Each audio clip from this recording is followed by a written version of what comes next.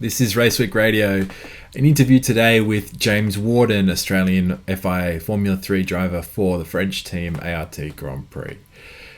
James has made it up through the ranks. He moved to Italy to go karting, moving with his father when he was 9. His dad then came home, and James joined the Ferrari Driver Academy for a few years, especially when he came into cars. For the first time, he went into the Italian Formula 4, Formula Regional European Championship, and now the FIA Formula 3 Championship, the Global Series on the Formula 1 support bill. That's what we talk about a lot. That's when he talks about his challenges or what he's going through at the moment, or the new team, the new car. They've moved to a new design of car this year. All the teams having to start on, from scratch. That's what we're talking about there. Otherwise, he says, I ask him a question about the development side, how to grow the sport and what needs to be done. And he says that's one of the hardest questions he's been asked. And, I think that's fair. I mean, if it was easy to answer, then it would be done. I think the questions that he did, he does, I think the actual hardest question was about what his real driver is, and I think I can relate to his being very focused. I'm very focused too, and I think it takes a while to realize what that is. I'm 30, done enough soul searching to realize what that is. He's 18, he's mature enough, as you'll see. He doesn't need to really be figuring out that stuff yet. But yeah, it was a good chat. It was fun to talk to him, and I hope you enjoy.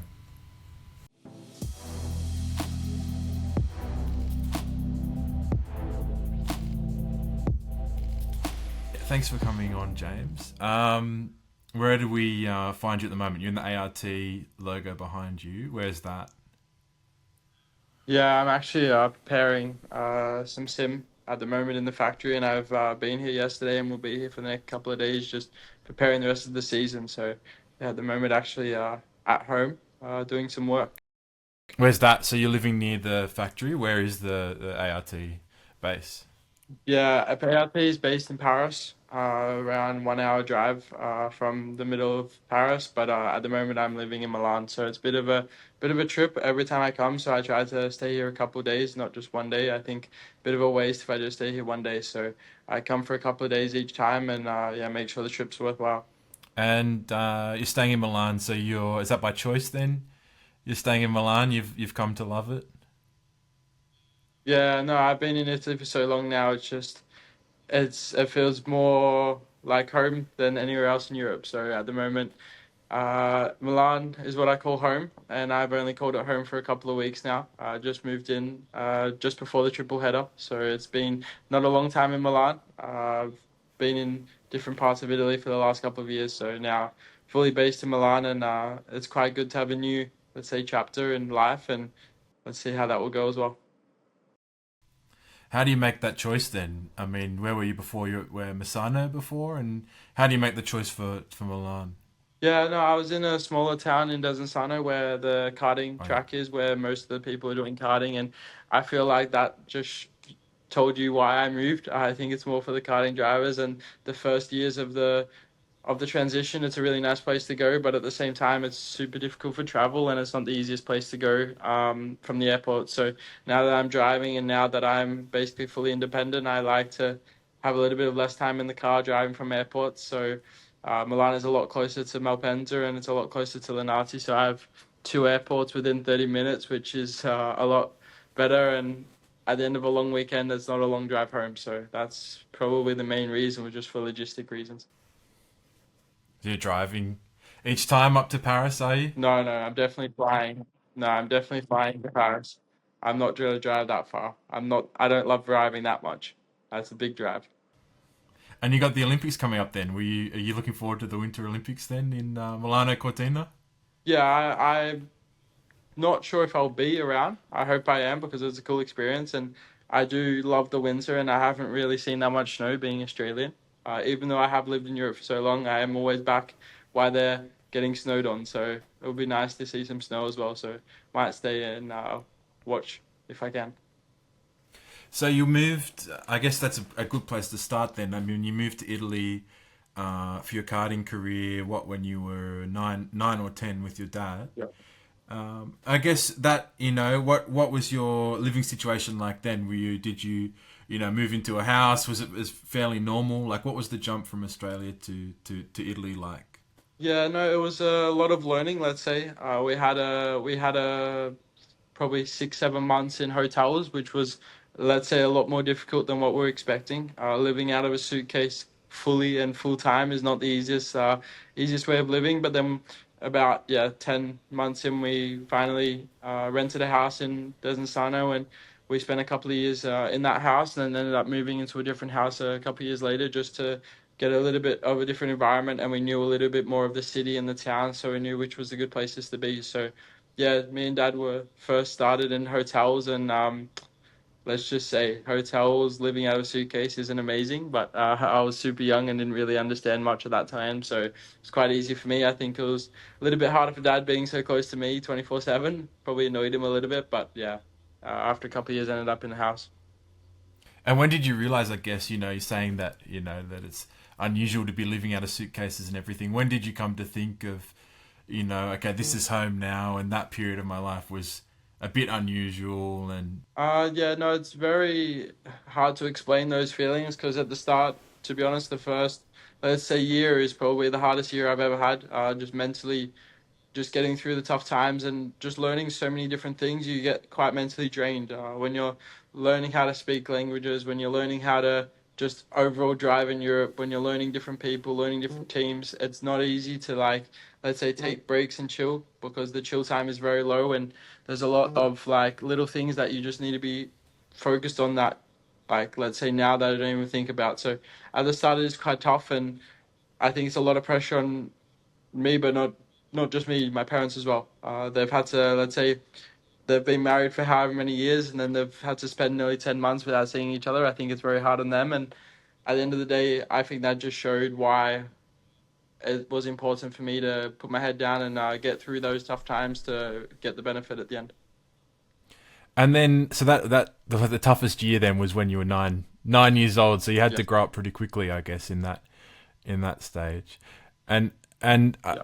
I guess in that part, talking about the growing up. I mean, you went from there to living on your own. How old were you when you then ended up living on your own? When your dad came back to Australia? Yeah, I was around 13 and a half, I think. I was the first time that I was by myself. And let's say that was another experience, being fully alone and fully independent at that age. Yes, I did move into a house with other drivers, which made it, yeah, a little bit easier. But at the same time, you're still living by yourself. You still have to do your own cleaning, still have to do your own washing, and that's something that I don't think any 13-year-old has to go through, except for me, that I know of. So I was, yeah, I think it's made me into a really, really strong person. I think now, being 18, I feel like I'm going on 30, and there's not much else to learn in Yeah. life other than these small little things. So yeah, it's good in a way, but at the same time, there was, zero time for fun at that age. And what would you call that? Closer to, I guess you moved in with the other drivers in the Ferrari Academy.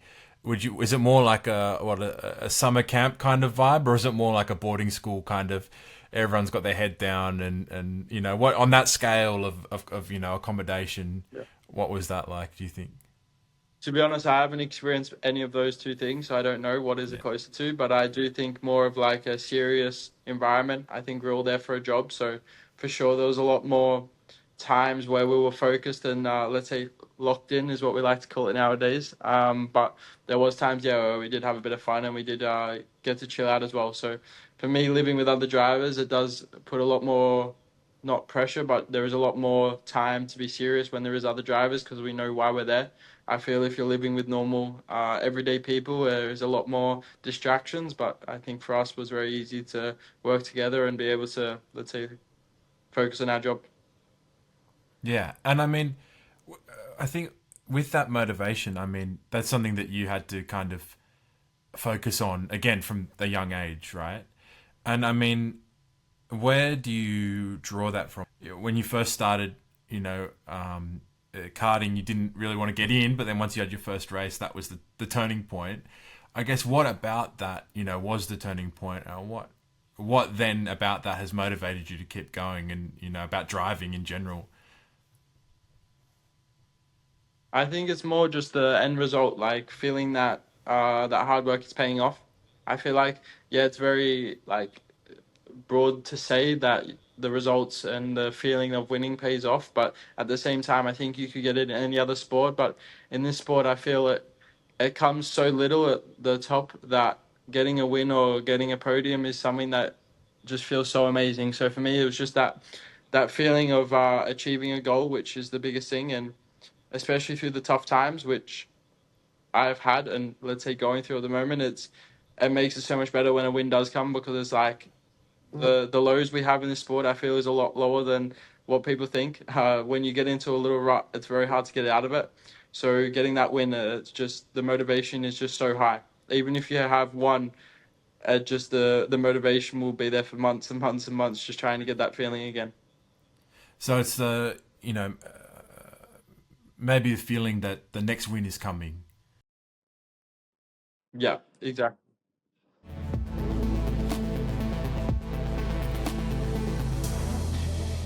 With the you said the low points. Then I guess, what do you think? You said this sport has a lot of low points and or something to that effect. Like, do you think that's because of the it's an individual sport, or the competition is a lot more sporadic than other sports? What do you think drives that kind of factor? I think it's more, there's just so many variables. There's, let's say, the most important part of our cars is the rubber things on the side of the car that are connected to the track. Those tires are so important to how the car reacts, and if they don't come in the right way, if you don't have the right temperature in the tires, if the engine's a bit too hot. There's so many variables in our sport that can change the end result, which I think is why you have to be so resilient and so motivated to keep pushing, because there is weekends where you can go, let's say 3, 4 weekends in a row where you couldn't have done anything better and you finish fifth or you finish sixth or you finish seventh, like, and you just know that that's all you had for those days, which I think is one of the biggest things about racing in general, is you can do a perfect lap, you can do a perfect weekend and still not win.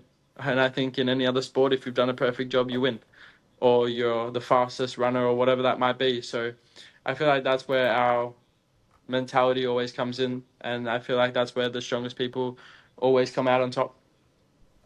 And I mean, I guess, yeah, with all of the variables, do you feel like it's that's it makes it more of a team sport than people realize? Like, it is a people talk of other sports being weird. I think Nick Kyrgios said that tennis is a weird sport because it's the only one where you're completely on your own. You don't rely on anyone.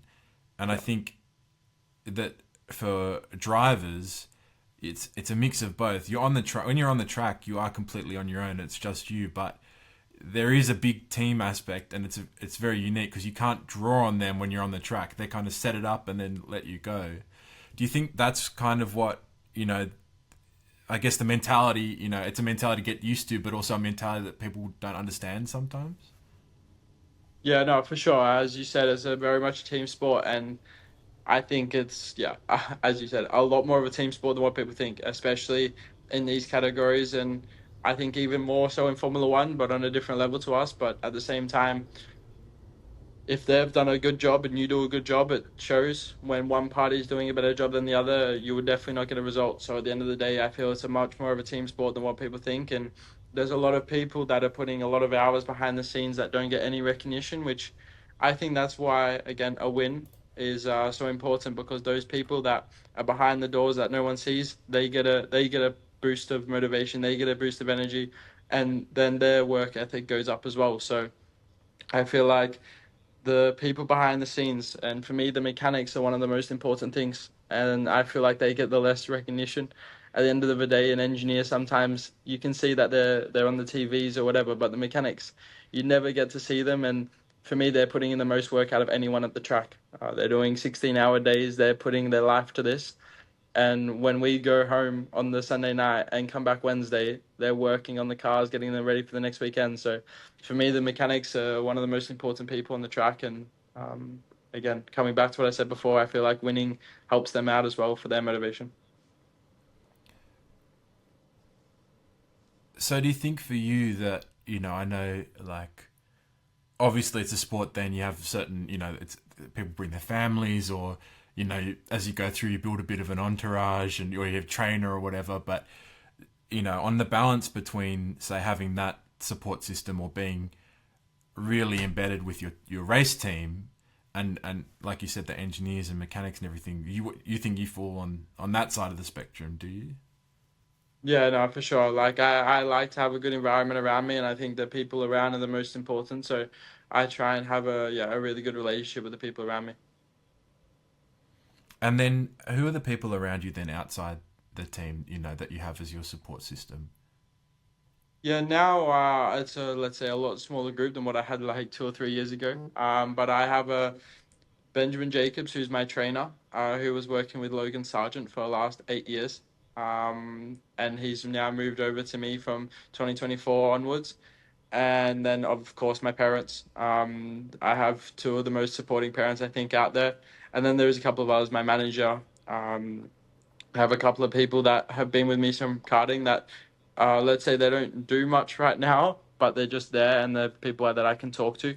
They work for my dad in the company, and they have not much to do with racing. But at the same time, they're people that I can talk to about what I'm doing and how I'm feeling. So I do have a really, really, really solid support system around me, apart outside of racing as well, which I'm very, very grateful for. But at the end of the day, I think the biggest change for me from last year is having my trainer who's pushed me so much harder, and he's putting me in such a good mindset before the weekends. And I feel like that's been the biggest improvement over the last 2 years as well.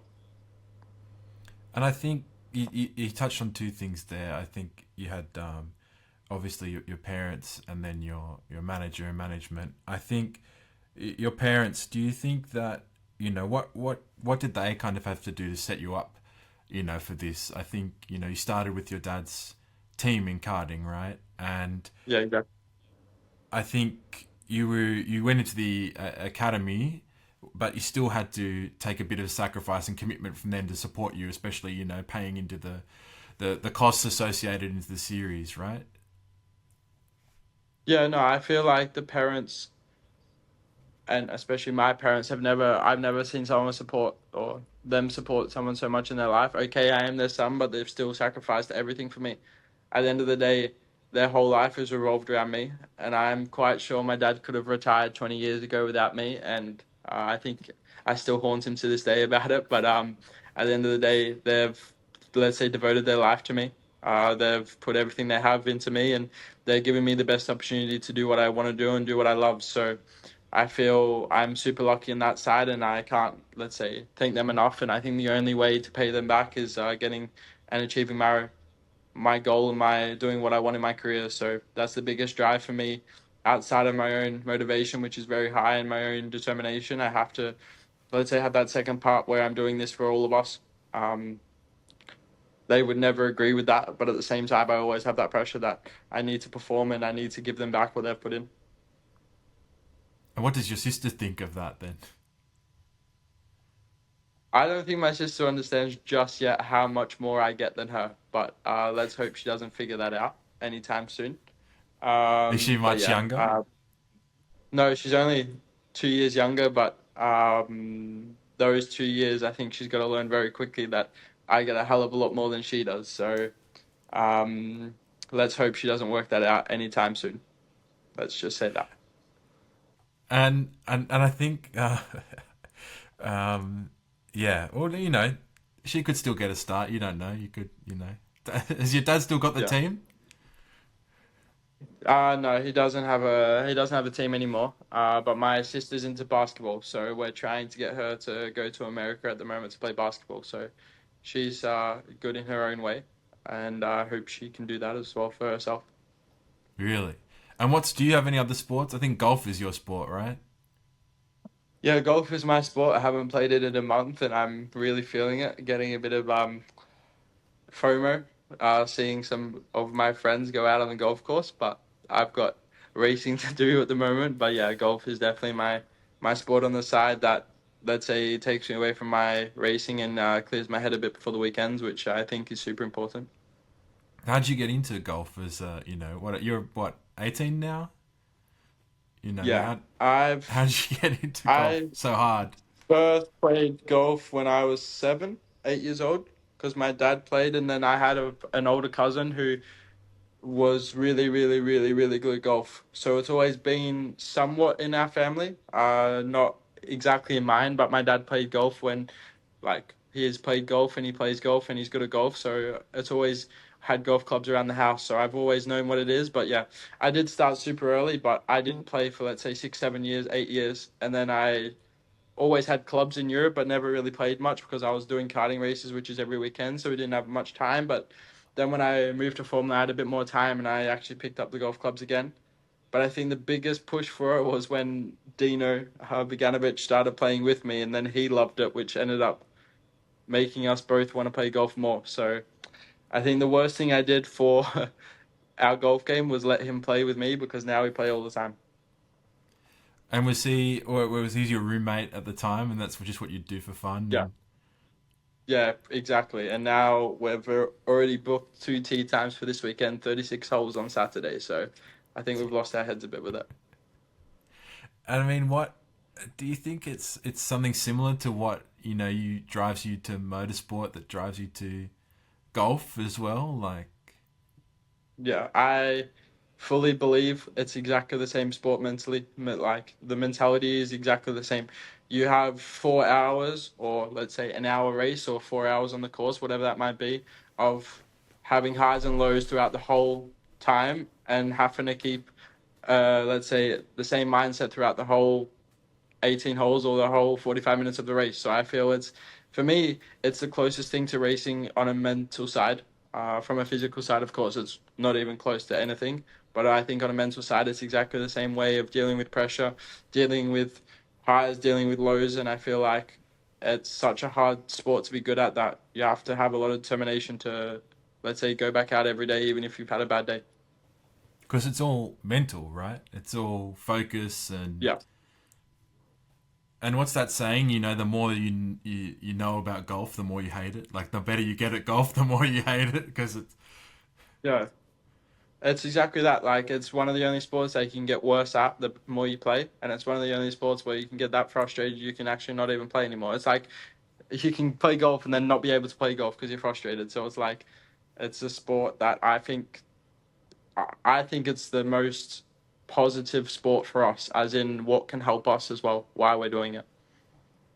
it kind of and I will get back to I wanted to ask about your management, but it kind of reminds me of something you said about you don't like going back and looking at your data or things like that. You just want to be told where to improve and things like that. Yeah, Like I think it's Kimi Antonelli. He's memorized every lap he's ever done or lap time at least. Like, do you think that is something then that's the part of your brain that's tickled by golf and that's part of your attitude? It's all connected. Like it feels like it, right? That you don't want to go back. You just want to know what you did poorly or worse than your yeah, teammate or can improve on. And yeah. what do you think that is? What do you think kind of makes you not want to look back but just be told, okay, these are the two corners. This is what you need to do. Go do it. What do you think that is that drives that in you? I don't think I've done enough psychology work to be able to work that one out for you, but at the same time, there is obviously an answer.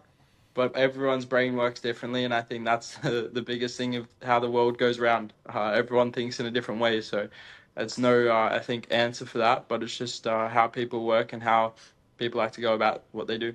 I think I relate to that. I don't want to look at everything I've ever done. I just want to know, where to improve. I think it's a good, mentality. Yeah. But I think, yeah, where were we? Your management. I think you're with, is it All Road Management now? Yes. Yeah. Um, that's Nicholas Tott's company Yes. with, I think, and it's still, is it Mia Sharaz's man doing the scouting and driver Yeah. management? What was your, how did you Yeah. come into that team and what's their kind of approach like? Is that, yeah, we'll start with that. Yeah, no, I've been in all-road management a lot longer than what people think. I've been there for now 6 years. I was there from 2019, and I don't think many people understand how long I've been there. But yeah, Nicholas has been a big help for me. Me has been a part of all-road for a couple of years now, and I think he's been a huge positive for the team as well. But at the same time, I think the all-road mentality is just get results, and um, they will do the job off track, which is the biggest thing, and I think that's the best way to work. I've been super happy with them, and that's why I've been there for so long. They push me in the right way, and they do the things all for me, and they try and get the best out of me. So yeah, I'm super happy with all road, and I've been there for so long now that feels like I haven't really done much without them. So it's been quite cool to have Nicholas Todd behind me for so long, and I hope it keeps going for a lot more years to come. And has Mia, does he work as a bit of a scout? Is that a role that's increasing? As the world really, of the development academies and everything kind of really ramps up. Like, were you approached, or did you see a lot of scouts when you were karting? Like, where's that world at the moment in terms of driver development Yeah, and I feel I'm not that old, but I am been here for so long that I have seen a bit of an evolution. From my personal experiences, not really. There hasn't been much. There wasn't even many academies around when I was in karting. 2019, 2020, there was not really a lot of academies there. There was Red Bull, there was Ferrari, but they were doing it in a completely different way than what they're doing it now. Um, Same for Allroad. There was never really a scout for Allroad. I just spoke to Nicholas Todd one weekend and we ended up working together. But I think the motorsport way and the motorsport mentality now in 2025 is completely different from then, and I think there is a lot of opportunities for young kids if they are getting results in karting to be able to move forward with really high end and important people in motorsport. So I think it has changed a lot, and there is a lot of people now that go to karting races that are really important in our sport, and they are looking for drivers. So yeah, definitely has changed a bit, and it's evolving as the world has. But from a personal experience, when I was in karting, there was not many, and there was not many scouting people. From an all-road point of view, I do think they are on a little bit more of a, let's say, driver development stepping stone now, which I think is really, really good for the young kids, and I think that's helping the young kids make their transition into Formula. So for sure, I think everyone is doing it a bit now.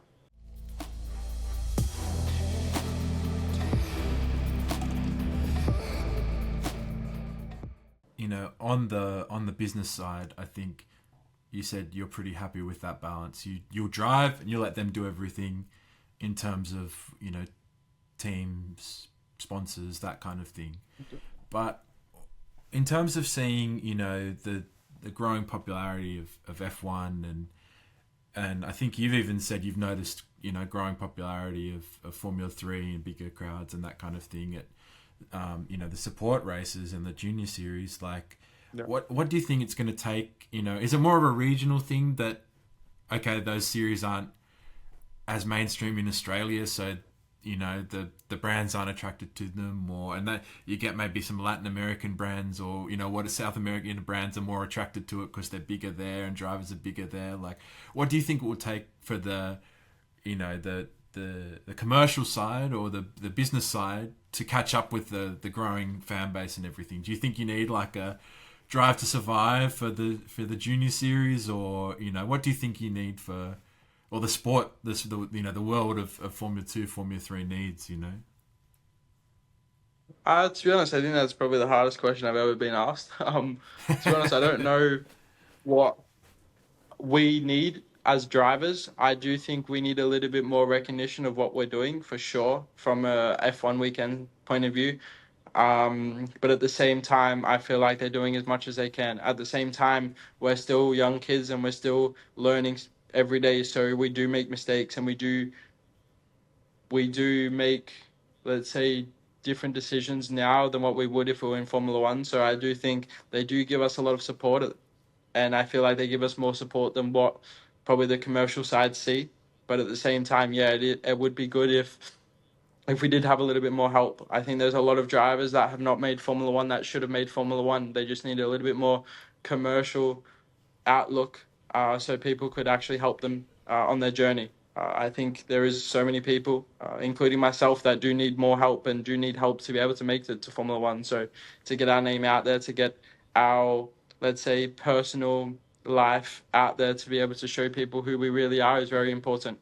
I feel I've tried to do it a lot more over the last 12 months to show people my personal side, to be able to, let's say, build my commercial and business side.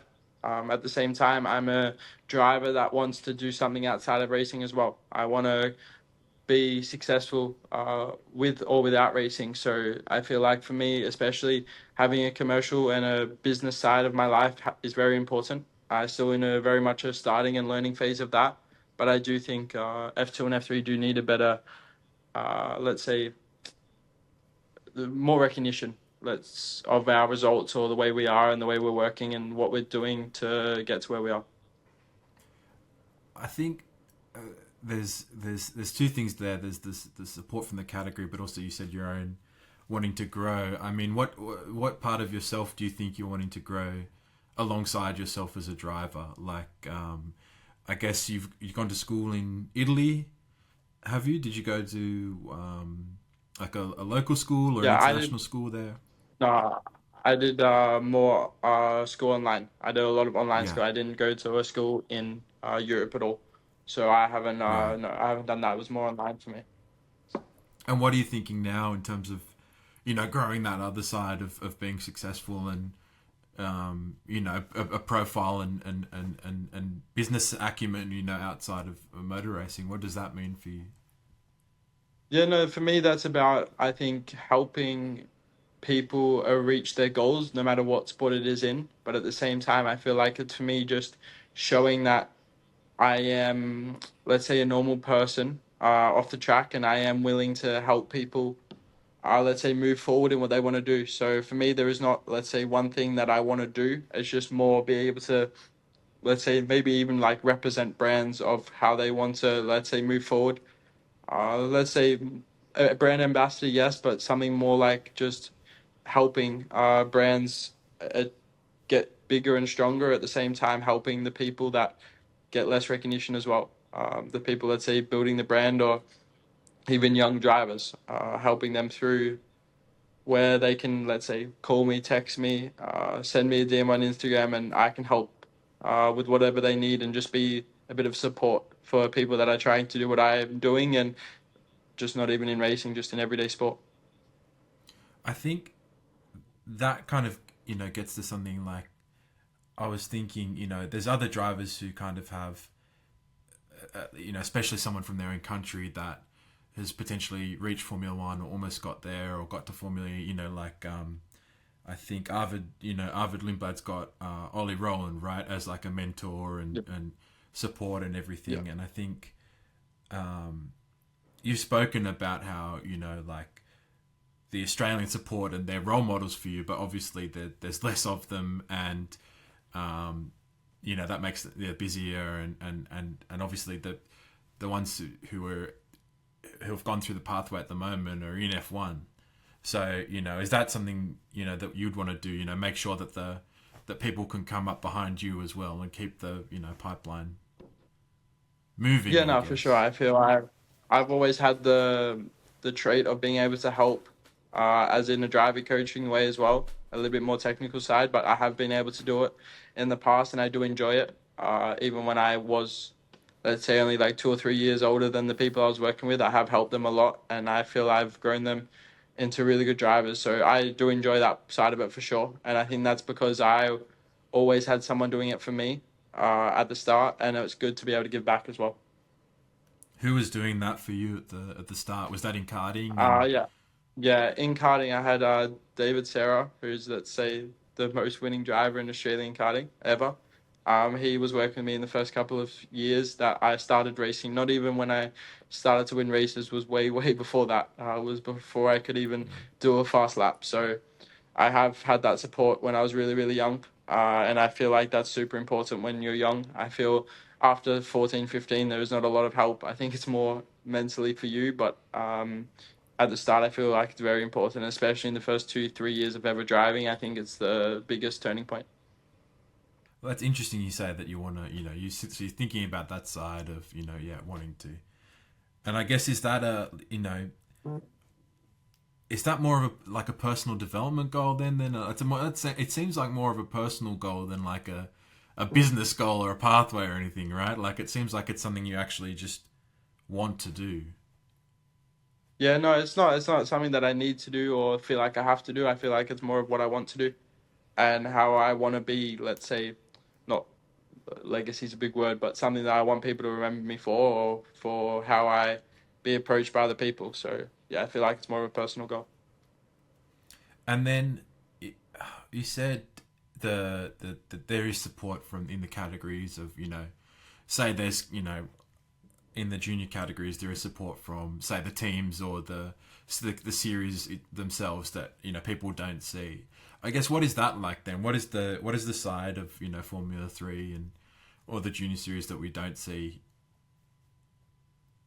I think it's more just the hard work from the drivers, like the off track flying place to place, not going out, going on their sims, or the struggle offsite, like off the track. It's not a struggle. Not probably the right word, but just the ups and downs that we have off the track when we're sitting by ourselves in our houses with no one else around us, no cameras, no nothing. So I feel like just showing the more personal side of us and that we are.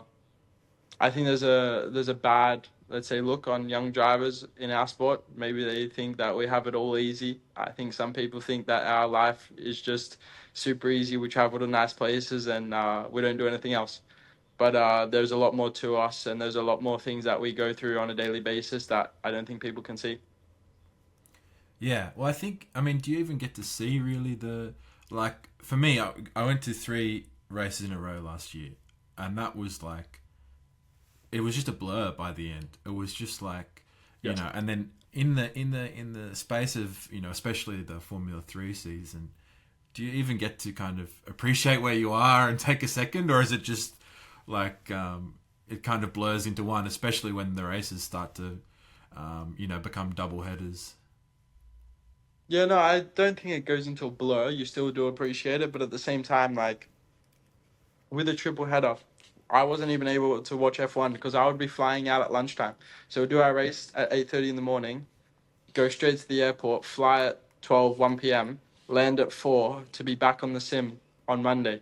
So like even though we're enjoying F1 or we love F1, we can't even watch it some weekends because we're having to already leave or already make it to the next race. So I feel like that's something that gets a little bit of a blur and takes away the fun of it sometimes when you're in Monaco with F1 and you don't even get to watch F1. So sometimes that sucks a little bit, but I feel like that just shows that it's a job at the end of the day and it's our career. It's not just a playground. I think that's been like the thing for me, seeing the paddock or like the F2 paddock, F3 paddock, even the F1 paddock is the weirdest one where it is a mix between you've got the teams, the drivers, where it's a working environment. It was so dedicated and like you said, locked in. But then the side that the Yeah. sport sells, is the hospitality side, but also the brand side is that it's the luxury party atmosphere. It is a funny kind of mix. Um, we spoke about what motivates you. I mean, what are your goals at the moment then in terms of how often do you reassess your goals and what are your kind of your medium term, long term, like what do you want to achieve as a driver? I think that's something that I think changes on a daily basis and a weekly basis. But for me, right at this point in time with the harder couple of races that I've had so far is just about being resilient and coming back at the end of the season really strong like I did last year, which is the mentality I'm in now is just making that step that I want to make. I feel the last couple of races have been a huge step forward and I'm very, very close to getting the results I want. And I'm very, very, well, quietly confident that I'm going to have a really good result very shortly. But at the same time, there's no real goals. For me, it's just about doing the maximum I can every week, making sure I get out as much as possible out of everything I do. And then, yeah, at the end of the day, I think it's time to win some races this year and time to get back to where I want to be. So the goal right now is just getting back to where I think I can be and where I should have been last week. So yeah, I'm super confident going into the next couple of races and can't wait to get started. I think in terms of balancing things this year, was this the biggest lesson, you know, or was this a big jump, or compares to other jumps in your career of, new team, new car, new series, and tracks you wouldn't have raced on before, was this one of the biggest kind of moves of your career? No, this has definitely been the most like different variables I've had going into a season, for sure. Like not knowing tracks, not knowing the team, not knowing the car. So yeah, for sure, it's been the hardest year so far on that aspect. But at the same time, it's still a race car, it's still a race team. So it's something that I have experienced, but definitely has been a little bit more tough this year, because there has been a lot more variables. It's not like the off track is all simple, and I know that as well. I'm still learning off track as well, so it has been a little bit more of a, let's say, not as easy year. I didn't think it was ever going to be easy, but I knew it was going to be quite tough. And it has been quite tough, but I was not really expecting less than that. So it's been something that I was prepared for, and I'm still going through at the moment. Which is the hardest to manage, I guess, of the of those things, those I different think it's variables just that you say. yeah, I think it's just Everything. more just the new car. No, I think it's more the new Yeah. car. Oh. Like I feel the off track is something that I've done in the past, so I know that. But yeah, it has been very tough when you do one or two laps before a weekend, well, during the weekend, and then you go into qualifying and have to perform. That's something that I haven't experienced, and that's the hardest part. So that's the biggest jump from Frecker to F3. Is just you do, well, I think 3 times this year we've done one lap before qualifying, which is I don't believe it's the right way to do it, but it is the way to do it at the moment, and don't think you ever see a perfect lap from an F3 driver just because we don't do enough laps. And the track's pretty congested as well. Like Exactly. And we 30 have 30 cars cars on is, a small track. yeah. Yeah. The what you were saying, your goals change every day, and the off track. I mean, what is the off track for you? Like, are you just thinking about driving all the time, or you like, what is a normal day for you? No, it is. It is. It is a lot of thinking about driving. I feel like I think about it a lot more than some people, but yeah, like for me, it's just like what I can improve, what I'm doing tomorrow. Like if I'm going on the sim or something, what I can improve on the sim. But yeah, it is a lot of off track preparing the next race and preparing how I want to approach the next weekend or how I want to approach the next sim day. So it is a lot of just, I think there's a lot of preparing and unknowns, which makes it a bit harder because there is a lot of questions that you ask yourself that you don't get the answer to until the next weekend. So it's like there is a lot of off track preparation for the next races. I think that's the biggest thing. I think that's the word for it. It's just preparing any circumstance, any result. I think it's just more trying to get prepared for what can happen physically and mentally. Like I'm in the gym every day. I do, let's say, 5, 6 days a week of gym, and I'm on the sim 3, 4 times a week. So there is a lot of to do with racing, and there is not a lot outside of that. We've already spoken that golf is the thing outside of racing that I do, Yeah. but on a daily basis, it is just racing, and it is thinking just about racing. And I mean, you have the physical side, the racecraft side, the sim, the gym. How do you deal then with the other thing you said, which is different consequences or different things that might happen? Is that visualization? Is that what kind of tools do you use? Yeah, I think it's more. I like to write everything down, and I like to see it. As in, like, if this happens, how I want to approach qualifying. If this happens in FP, how I want to approach qualifying. If I just have different ways I want to go about it, and I write those things down. Doesn't mean I go exactly word by word, but it just gives me a little bit of a comfort to. I've already wrote. This is what I want to do if FP doesn't quite go right. This is what I want to how I want to approach quality. So it's just more like for me writing down the thoughts I have of how I want to approach or fix things. And does that then kind of commit it to your memory, writing it down? And do you keep those, or do you, once the weekend's over, do you throw them out? What do you, you No, know? I keep everything. I have an iPad now, but I had a book for 4 years, which is like just full of notes off driving and stuff. So yeah, I keep all of my notes and keep all of the stuff because at the end of the day, when I come back to, let's say, Barcelona next year, I want to be able to look back at what I did last year and what was good and what was bad. So yeah, keep everything. Some people find that when you write something, it commits it to memory. Is that what helps lock it in then for you? If you're like, okay, once you're in the car, Is that reassuring Yeah, that yep, yeah, I'm 10th for sure. fastest. Yep, this is the plan if I'm 10th fastest, and you kind of can access that, right? Is that your Yeah, approach? no. Yeah, it is pretty much the approach, just memory. It's just having it so you don't have to think about it. Don't want to have to think about it more than what I do. Like, just have it in the back of my head if I need it. And does it come to you naturally, those kind of, when you're getting it down on the page? Like, is that coming to you naturally, or are you having to plan and, like, you know, No, it comes to me visualizing? quite naturally. I don't think I would do it if it wasn't easy to do. I try and make it easy for myself, so it is quite easy. That's really interesting. You've been open about your goals. Obviously, you're determined to move up through the series and eventually get to Formula One. I think what makes you the happiest about where you are now, like what do you enjoy the most of where you are now, and I think what enjoyment do you take, I guess, from your big goals, like getting to F1. What do you think that would be ticking off for you and achieving for you? Yeah, I think it's more just, I think knowing where I am now and where I wanted to be 5 years ago, I think I am where I wanted to be. So I think that's the biggest motivation and the biggest happiness that I can take from it. Like, even though right now it doesn't go too well, 5 years ago I would have loved to have this opportunity. So I have to take, like, say, a step back of where I am and where I've been in the past. So I'm super, let's say, happy where I am because I know where I wanted to be 5 years ago and I am where I wanted to be. So that's goal one ticked. And it's just, I know if I trust the process in the next couple of years, I can do what I want. And is that like when you're thinking about that then week to week, and say right now you're thinking about the next race, are you able to step out of that and reflect and kind of center yourself, or are you just it's always the next race?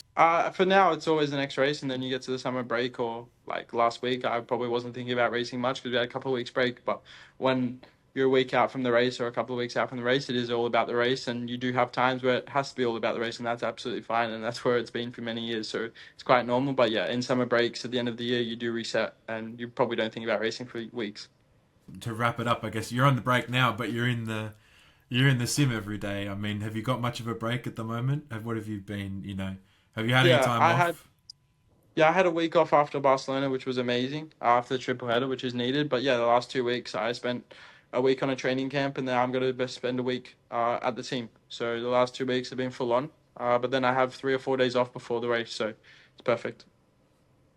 All right. And the training camp, what's that? Is that with the team, or just what's No, that that's kind just of? with me and my trainer. Just me and my trainer. Okay. I was doing like 4 sessions a day, I think, last week of training. So pushing quite a lot. Just making sure I'm ready for the next double header.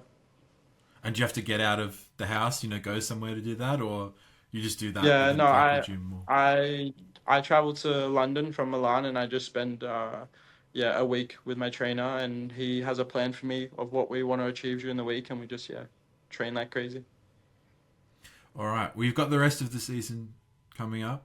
Wish you all the Yeah, best. thank you Thank you very very much. much for joining me. No problem. Thank you for having me.